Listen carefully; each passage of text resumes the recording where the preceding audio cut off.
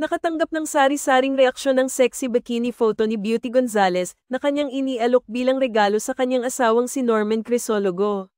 Maraming netizens ang tila naiinis sa ipinakitang bikini ni Beauty dahil sa tingin nila ay halos lumabas na ang kanyang hiwa.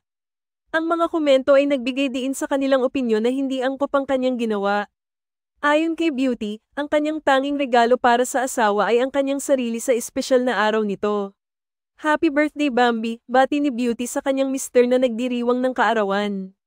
Idinagdag pa niya, my gift for you today and every day for the rest of our lives is drum rolls please, me. No return no exchange. Love you, ang masayang pahayag ng aktres. Ngunit sa comment section, hindi nakaligtas si Beauty sa mga negatibong komento mula sa mga netizen.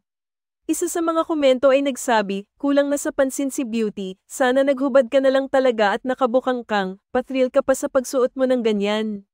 Wala na bang nag-offer sa'yo ng project at gusto mo mapag-usapan ka? May ilan ding nagmungkahi na dapat itago na lamang ang mga ganitong regalo sa pribadong buhay. If that's a gift for your husband, please keep it privately, sabi ng isa. May mga netizen naman na nagsabi na mahalaga ang pagpapahalaga sa sarili bilang isang may bahay at dapat maging magandang halimbawa sa mga anak. Guys, I don't know her either, it's just a matter of valuing ourselves as married women, to be a role model to the kids above all.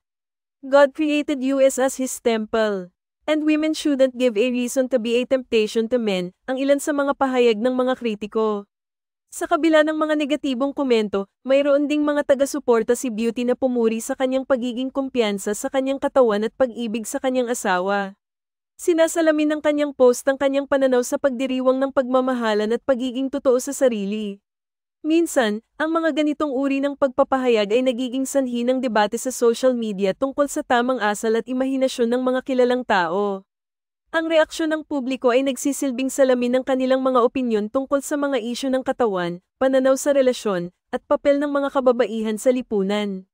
Sa huli, ang bawat tao ay may kanya-kanyang opinyon at karapatan sa kanilang pagpapahayag, ngunit mahalaga ring isipin ang epekto ng mga ito sa iba. Ang mga celebrity, tulad ni Beauty, ay hindi lamang nagiging inspirasyon kundi nagiging dahilan din ng mas malalim na pagninilay-nilay sa mga isyu ng lipunan. Kaya naman, sa kabila ng mga negatibong komento, ipinakita ni Beauty na siya ay hindi natitinag sa kanyang desisyon na ipakita ang kanyang sarili, kahit na ito ay nagdudulot ng hidwaan sa mga tao.